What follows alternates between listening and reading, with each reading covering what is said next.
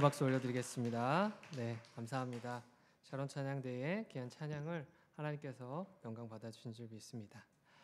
네, 오늘 우리 또 수요 예배 나오신 분들 진심으로 환영하고 축복합니다. 우리 먼저 옆에 계신 분들에게 인사하겠습니다. 잘 오셨습니다. 네, 잘 오셨다고 하는 김에 한 번 더 인사하겠습니다. 사랑하고 축복합니다. 인사하겠습니다.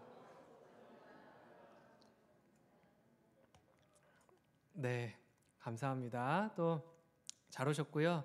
또 사랑과 축복의 은혜를 마음껏 누리는 그런 귀한 장소가 되었으면 좋겠습니다. 하나님도 오늘도 우리에게 그걸 원하시고요. 그 사랑과 은혜를 나눠 주실 줄 믿습니다. 우리는 계속해서 수요 예배를 이제 예수님의 사람을 통해서 함께 말씀을 나누고 있습니다. 그래서 이제 오늘은 이제 믿음의 5번째고요. 믿음에 대한 파트는 마지막입니다. 그래서 오늘은 염려가 맡겨질 때까지라는 제목으로 믿음의 5번째 말씀을 함께 나누도록 하겠습니다. 이제 오늘날에는 많은 현대인들이요, 수많은 걱정거리, 근심거리를 안고 살아간다라고 합니다. 근데 그 걱정거리 중에는요, 밤잠을 설칠 만하게 만드는 그런 놀라운 일도 있고요, 그냥 순간적으로 머리를 스쳐 지나가는, 잠깐 왔다가 잠깐 지나가는 그런 가벼운 걱정거리도 있다라고 합니다. 근데 이것은 세상 사람들만 그런 것이 아니라 교회에서 신앙생활하고 믿음을 가지고 살아간다고 하는 이 성도들에게도요, 마찬가지로 나타나는 문제입니다. 그래서 자신도 의식하지 못한 채 우리는요, 무엇을 붙잡고 살아가냐면 염려와 근심, 걱정, 이런 것들을 붙잡고 살아간다라는 겁니다. 우리가 염려한다는 것 때문에 혹은 근심한다는 것 때문에 그 문제가 해결되기만 한다면 100번이고 1000번이도 더 해도 좋을 것 같습니다만, 그러나 우리가 아무리 염려하고 근심한다고 해도 할지라도 그것이 우리 안에서 해결되어지거나 사라지지 않는다라는 겁니다. 그리고 이 염려라는 것이 우리의 삶에 얼마나 큰 영향을 미치는 문제인지 모르기 때문에 그것을 계속해서 붙잡고 살아간다라는 거죠. 그리고 정말 중요한 것은요, 우리가 하는 이러한 걱정과 근심, 염려 중에 정말 진짜 염려할 만한 것이다라고 할 수 있는 것이 크지 않다라고 하는 겁니다. 그래서 미국에 있는 한 대학팀에서요, 심리학 연구팀에서 이것에 대해서, 사람들이 염려하고 걱정하는 이것에 대해서 한번 연구를 해보았다라고 합니다. 그러니까 조사를 해보니까요, 이제 많은 사람들이 걱정하고 염려하는 걱정거리 중에 40%가 실제로 일어나지 않는 일에 대한 것이었다라고 이야기합니다. 네, 그리고 그 다음으로 많았던 것이 걱정거리 30%는 이미 과거에 있었던 일이었다라고 합니다. 그러니까 이제 와서 걱정한다고 해서 해결될 일이 아니라는 거죠. 이미 벌어졌거나 이미 뭔가 해결이 끝났거나 그러한 일인데, 그것을 두고 30%가 걱정한다라는 겁니다. 그리고 그 이후에 12%는요 불필요한 건강 걱정이었다라고 이야기를 합니다. 그러니까 우리는 흔히 건강 걱정 많이 하지 않습니까? 여기 아프면 여기 내가 무릎이 이상한 거 아닌가 이러면서, 또 허리가 아프면 또 내가 이제 짐을 못 들겠구나, 이게 허리가 아파서 아무것도 못 하겠구나, 이런 건강 걱정을 하면서 날마다 거기에 집중하는 그러한 모습들이 우리에게 있다라는 거죠. 그리고 10%는요 시시한 잡동사니에 대한 잡다한 것들에 대해서 우리가 걱정하고 살아간다라는 거죠. 오늘 식사는 무엇을 먹을까? 오늘 애는 지금 집에 잘 오고 있을까? 뭐 이러한 걱정들이라는 거죠. 근데 이제 나머지 진짜로 걱정할 만한 일은요 8% 정도밖에 해당되지 않는다라고 이야기합니다. 그러니까 우리가 정말 많은 시간과 에너지를 염려와 근심, 걱정하는 데 쏟고 있지만 진짜로 우리의 인생에 있어서 중요하다라고 할 만한 그런 문제는요 8% 정도에밖에 해당되지 않는다라는 겁니다. 그러니까 너무나 많은 에너지와 시간과 그런 우리의 노력들을 이 염려와 걱정하는데 우리가 쏟으면서 괴로운 삶을 우리가 스스로 자처하고 있다라는 것이죠. 자, 그러나요 하나님께서는요 우리가 염려하는 삶, 또 염려에 붙잡혀 살아가는 삶, 그러한 삶을 살아가기를 원하지 않으신다라는 겁니다. 예수님을 통해서 주셨던 말씀도요 마찬가지입니다. 마태복음 6장 27절 말씀입니다. 너희 중에 누가 염려함으로 그 키를 한 자라도 더 할 수 있겠느냐? 누가 염려함으로 그 키를 한 자라도 더 할 수 있겠느냐? 키를 한 자라도 더 한다는 것은요, 생명을 연장한다 그런 의미입니다. 그러니까 염려해서 내가 더 살고 싶다고 염려한다고 해서 그거를 더 연장할 수 있겠느냐, 염려하고 있다고 해서 그게 더 되겠느냐, 이런 말씀을 하는 겁니다. 그러니까 염려해서 문제가 해결되고 도움이 된다면 그렇게 하라고 말씀하셨겠지만 그것이 무슨 도움이 있냐, 무슨 유익이 있냐, 우리에게 무슨 의미가 있냐, 그것을 말씀하고 있다라는 겁니다.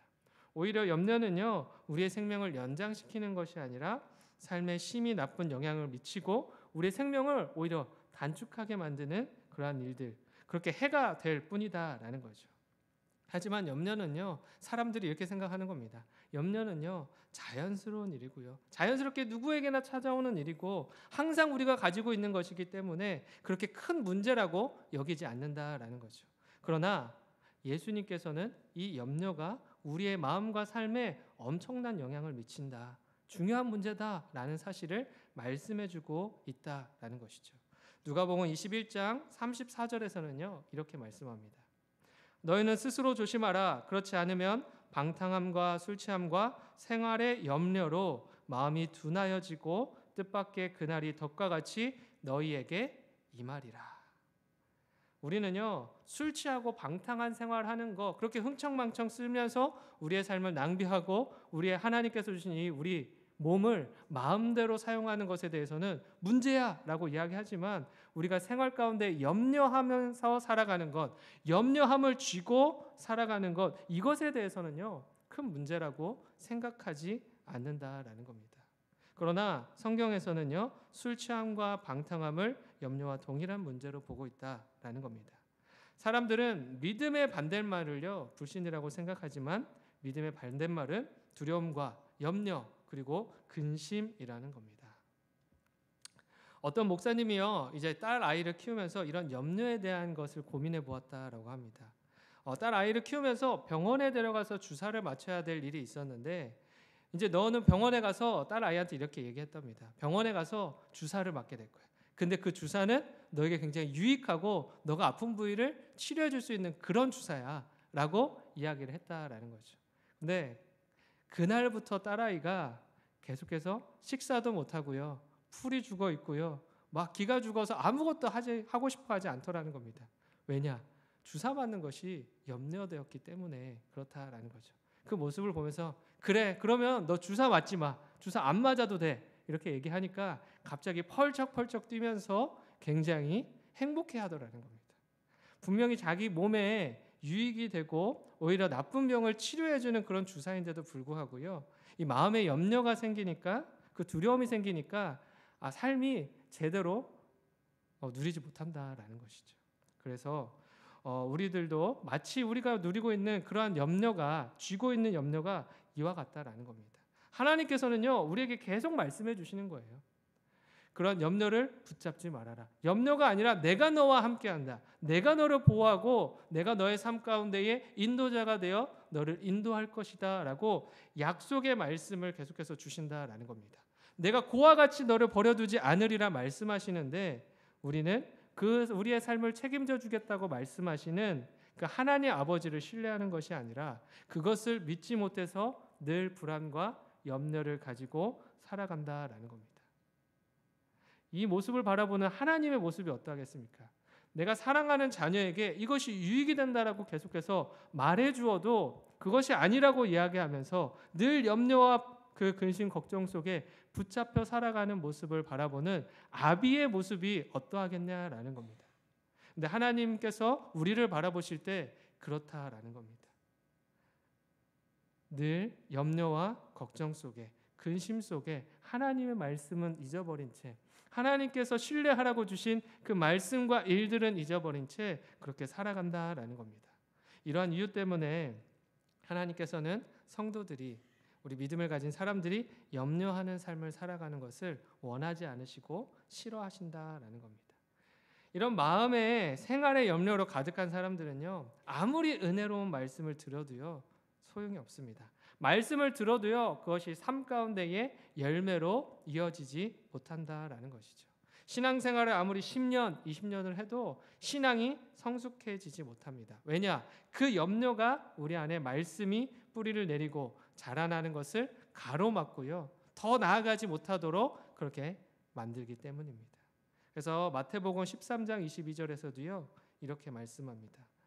가시떨기에 뿌려졌다는 것은 말씀을 들으나 세상의 염려와 재물의 유혹에 말씀이 막혀 결실하지 못하는 자요. 뭐라고 이야기합니까? 염려는 아무것도 아닌 것처럼 보이지만 사실은요. 우리의 마음 가운데에 우리의 신앙 가운데에 말씀이 뿌리내리지 못하도록 막는 그 원인이 된다라고 이야기를 하고 있는 것입니다.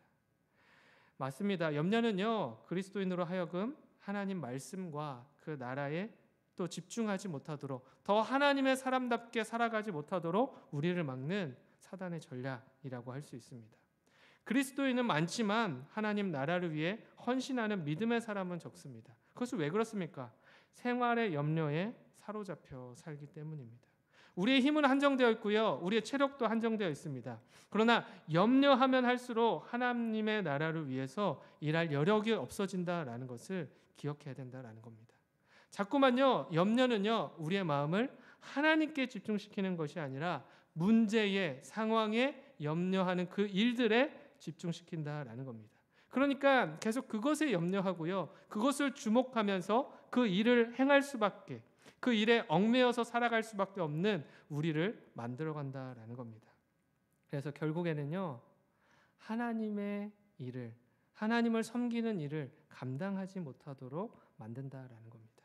그래서 우리가 염려하면서 이 땅 가운데 매일을 살아가면요. 결국 하나님 앞에 섰을 그때에 나는 하나님을 위해서 한 것이 아무것도 없구나. 이렇게 얘기할 수밖에 없다라는 것이죠. 하나님 앞에 섰을 때에 그것이 얼마나 부끄러운 일이겠습니까?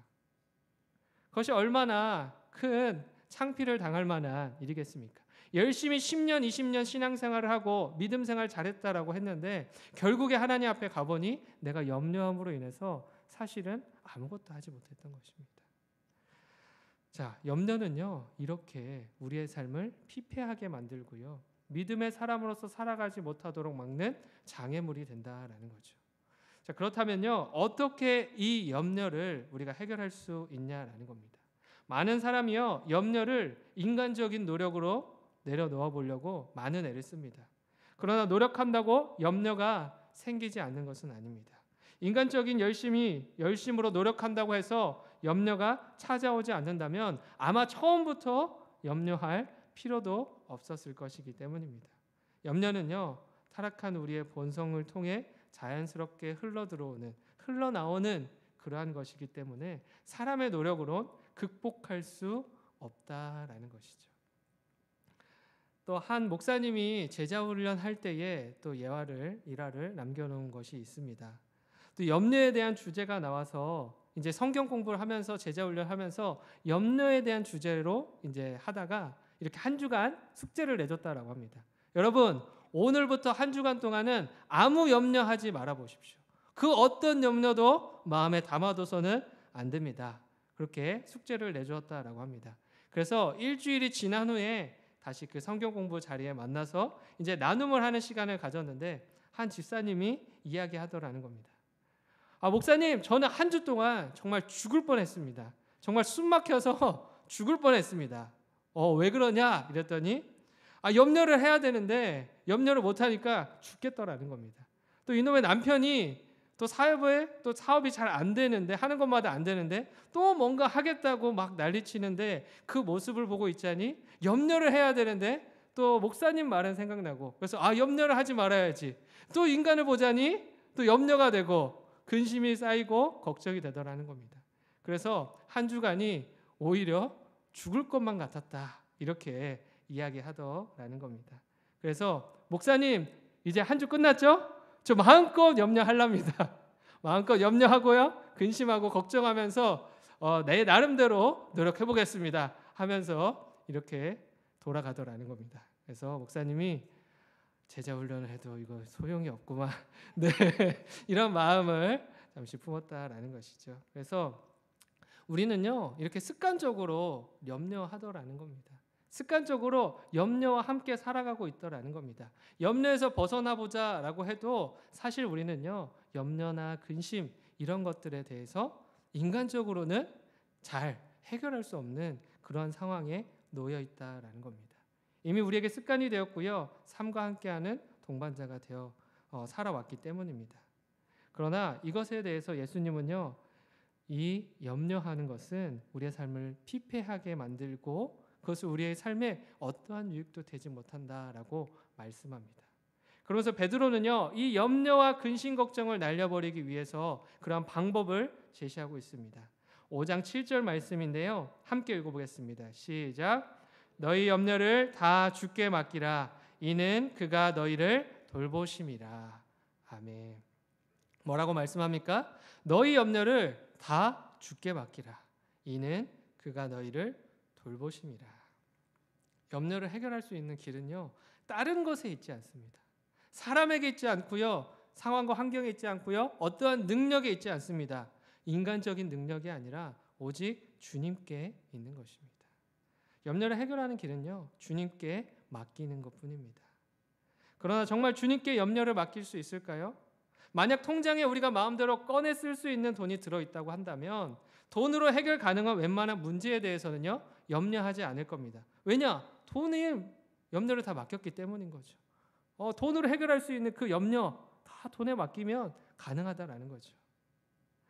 이것처럼 우리가 모든 문제를 함께 하시는 주님께 맡긴다면, 믿고 맡긴다면요, 그만큼 우리가 염려에서 자유할 수 있다라는 것이죠. 빛이 임하면요, 어둠이 사라지듯이 믿음이 임하면 마음 안에 있던 염려가 사라지게 되는 겁니다. 염려와 믿음은요, 전혀 다른 선상에 있는 것이 아니라 같은 선상에 놓여 있습니다. 믿지 못하면요, 염려가 생겨나는 것이고요. 믿음을 선택하면요, 염려가 우리 안에서 사라지게 되는 것입니다. 오늘 혹시 수요 예배 나오면서 오늘 예배 오늘 문 닫혀 있으면 어떡하지? 이런 걱정하면서 오신 분 계십니까? 없죠. 그런 염려하신 분 없잖아요. 왜 그래요? 오면 예배가 있을 거라는 믿음이 있어서 그런 거죠. 분명히 수요 예배가 정확한 시간에 예배가 드려질 것이라는 믿음이 있기 때문에 염려하지 않았다라는 겁니다. 굳건한 믿음이 있으면서요, 믿음이 있는 그 부분에 대해서는요, 우리가 염려하지 않고요, 염려가 들어올 자리가 없다라는 것이죠. 그러나 그 자리에 자꾸만 우리가 빈틈이 생기고요, 믿음의 균열이 생기니까 그 자리를 염려가 비집고 들어오는 겁니다. 그래서 베드로는요, 목소리 높여서 이야기하는 겁니다. 너희가 염려를 다 주님께 맡겨라. 베드로의 이 고백이 얼마나 귀한지 모르겠습니다. 또 이 베드로의 고백을 통해서요, 그가 전하고자 하는 핵심이 무엇인지를 발견하게 됩니다. 첫 번째는요, 무엇을 맡길 것인가? 맡기는 내용입니다. 무엇을 맡기라고 말합니까? 너희의 염려를 맡기라 라고 이야기하고 있습니다.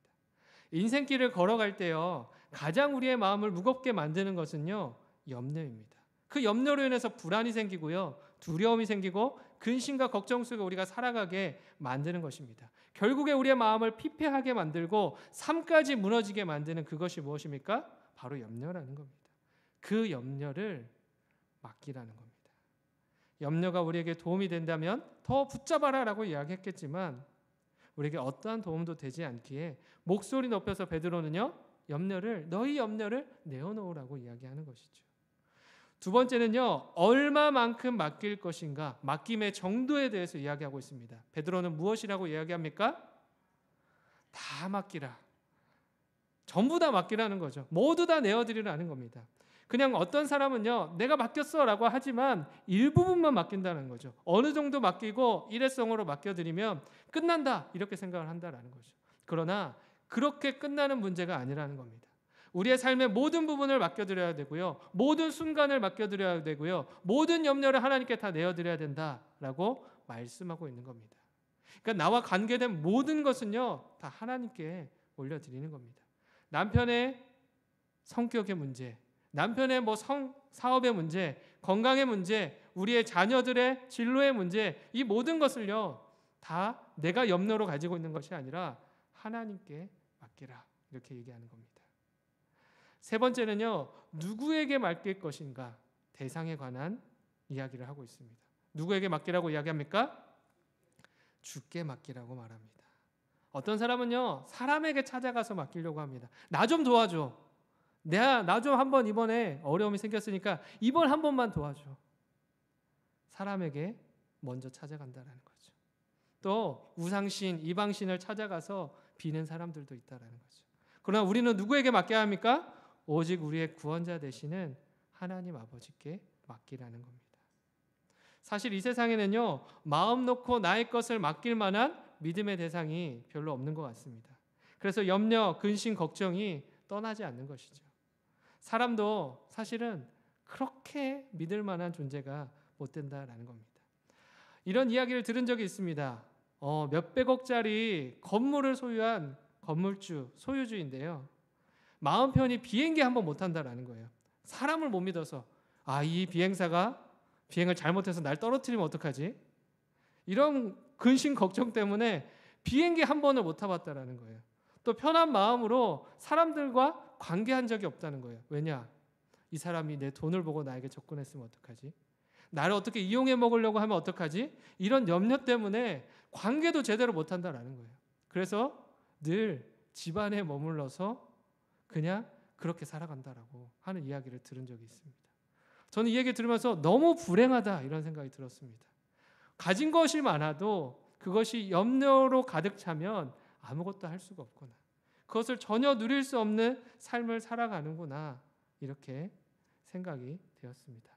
이처럼 믿음에 대해서, 믿음의 대상은 굉장히 중요한 문제입니다. 믿을 만한 대상인지에 대한 여부는 우리에게 중요하다라는 겁니다. 그래서 성경은요, 우리가 믿을 만한 대상이 누구인지에 대해서 이렇게 이야기합니다. 요한복음 14장 1절입니다. 너희는 마음에 근심하지 말라. 하나님을 믿으니 또 나를 믿으라. 아멘. 뭐라고 얘기합니까? 사람의 믿음의 대상이 아니라는 겁니다. 누구를 믿어야 합니까? 그러면 오직 하나님 한 분을 믿어야 하고요. 하나님이 보내주신 예수 그리스도를 믿어야 한다라고 이야기하는 겁니다. 다른 것은요, 우리에게 진정한 평안을 가져다 주는 것처럼 보일 뿐이지, 그렇게 척할 뿐이지 진정한 평안을 가져다 주지 못하고요, 실제적인 평안을 내어주지 못한다라는 겁니다. 오직 하나님만이, 그의 독생자 아들 예수 그리스도만이 우리에게 세상 속에 있는 모든 염려 속에서 자유케 하는 평안을 허락해 주실 수 있다라는 겁니다. 우리의 모든 염려를 해결하실 능력을 가지고 있고요, 말씀만으로도 무에서 유를 창조하신 것처럼 우리의 마음을 변화시킬 수 있는 그 능력이 오직 하나님 한 분에게 있다라는 겁니다. 이것을 분명히 기억하실 수 있는 저와 여러분들이 되길 바랍니다. 자, 네 번째, 맡기는 태도입니다. 무엇을 맡기라고 합니까? 맡겨버리라고 말합니다. 어떻게 합니까? 맡겨버리라. 그냥 내던져 버리라는 겁니다. 군인들이 때때로 행군할 때가 있습니다. 20km, 30km, 40km 이런 군장을 메고 행군할 때가 있는데요, 잠깐 쉬는 타이밍이 있습니다. 그럼 어떻게 할까요? 그 군장을? 무거운 군장을 그냥 던져버립니다. 저쪽 구석에다가. 너무 무겁지 않습니까? 내가 짊어지고 하니까 얼마나 무겁겠어요. 한시라도 빨리 그것을 내려놓고 싶은 그 마음을 담아서 던져버리는 거죠. 그러한 마음처럼 우리들의 염려를 하나님께 던져버리라는 겁니다. 그래서 그것을 던져버리고 나와는 전혀 상관이 없는 것처럼, 관계가 없는 것처럼 관계를 끊어버리라, 이렇게 말씀하는 겁니다. 그래서 그 연결고리를 우리와 끊어내는 것, 그렇게 하듯이 던져버리라, 맡겨버리라, 이렇게 말씀하고 있습니다. 맡긴다는 말은요, 믿는다는 말과 동일한 의미입니다. 믿어야만 맡길 수 있고요, 책임질 수 있는 대상에게만 맡길 수 있는 것입니다.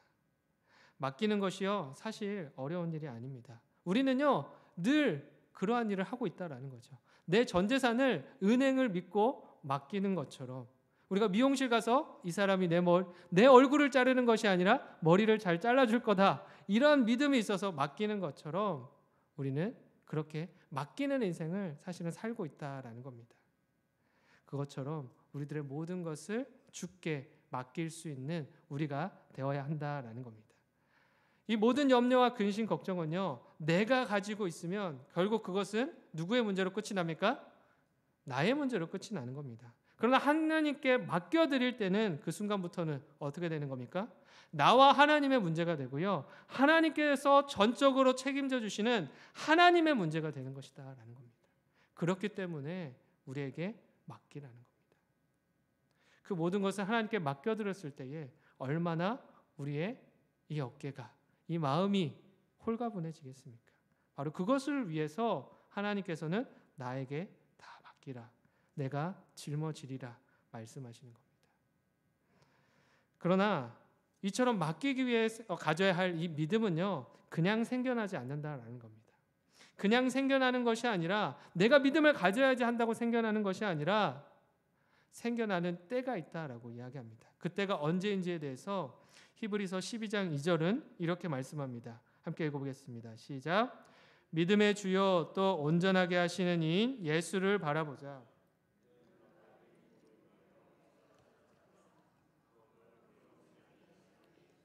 하나님 보좌 우편에 앉으셨느니라.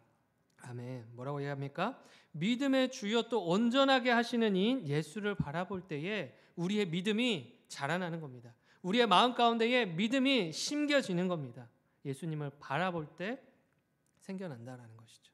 로마서 10장 17절은요, 또 이렇게 이야기합니다. 그러므로 믿음은 들음에서 나며 들음은 그리스도의 말씀으로 말미암았느니라. 아멘. 무엇이라고 얘기합니까? 결국엔 예수 그리스도의 그 말씀을 통하여서 우리 믿음이 자라난다는 겁니다. 예수 그리스도를 바라볼수록 우리들의 믿음은요, 더욱더 커집니다. 믿음이 커질수록 염려는 더 줄어들게 되는 겁니다. 예수님을 바라보는 만큼 염려가 주님께 맡겨지기 때문입니다. 또한 예수님의 음성을 듣는 만큼 세상과 사람의 소리는요, 우리 안에 울려 퍼지는 그 소리는요, 줄어들게 되는 겁니다. 예수님을 향한 믿음이 더 커지게 되기 때문입니다. 그러니 우리 안에서 염려가 떠나가기까지 무엇을 봐야 합니까? 예수님을 바라보아야 하는 겁니다. 또 예수님의 음성을 들어야 하는 겁니다. 그래서 우리의 마음과 우리의 삶 가운데에 예수님의 것으로 가득 채워야 한다라는 것이죠. 우리가 때때로 기도할 때도 문제를 바라보지 말고 주님을 바라보고 기도해야 합니다. 많은 사람이 기도하면서도요, 염려하고 걱정합니다. 문제만 바라보며 기도하기 때문에 그렇다라는 것이죠. 우리가 정말 주님을 바라보고 기도하면 환경이 달라지지 않더라도 그것 때문에 더 이상 염려하지 않는다라는 겁니다. 주님께서 우리의 마음과 생각을 평강으로 지켜주시기 때문입니다. 빌립보서 4장 6절 7절은 말씀하고 있습니다. 함께 읽어보겠습니다. 시작. 아무것도 염려하지 말고 다만 모든 일에 기도와 간구로 너희 구할 것을 감사함으로 하나님께 아뢰라. 그리하면 모든 지각에 뛰어난 하나님의 평강이 그리스도 예수 안에서 너희 마음과 생각을 지키시리라. 아멘. 아무것도 염려하지 말라고 이야기합니다. 그 염려의 근거가 무엇입니까? 하나님께 아뢰는 것이고, 하나님께 아뢰었을 때에 하나님께서 주시는 그 평강이 그리스도 예수 안에서, 그 예수 그리스도 안에서 우리를 지키실 것이기 때문입니다. 다른 것이 우리를 지키는 것이 아니라 예수 그리스도 안에 있을 때에 우리의 마음과 생각이 지켜지는 것입니다. 그래서 우리가 모든 것을 주님께 믿고 맡길 수 있는 신앙이 되었으면 좋겠습니다. 우리가 주님께 믿고 맡길 때에 우리의 삶은요, 평안해지실 거고요, 또 기쁨이 찾아오고 자유함을 누리게 될 겁니다. 염려를 주님께 맡기면 하나님을 위하여 사는, 하나님 나라를 위하여 사는 그런 믿음의 발걸음이 계속해서 살아갈 힘이 우리에게 생겨나게 된다는 겁니다. 어떻게 보면 이것이 하나님께서 우리에게 원하시는 진정한 의미의 복 있는 자의 삶이라고도 할 수 있겠습니다.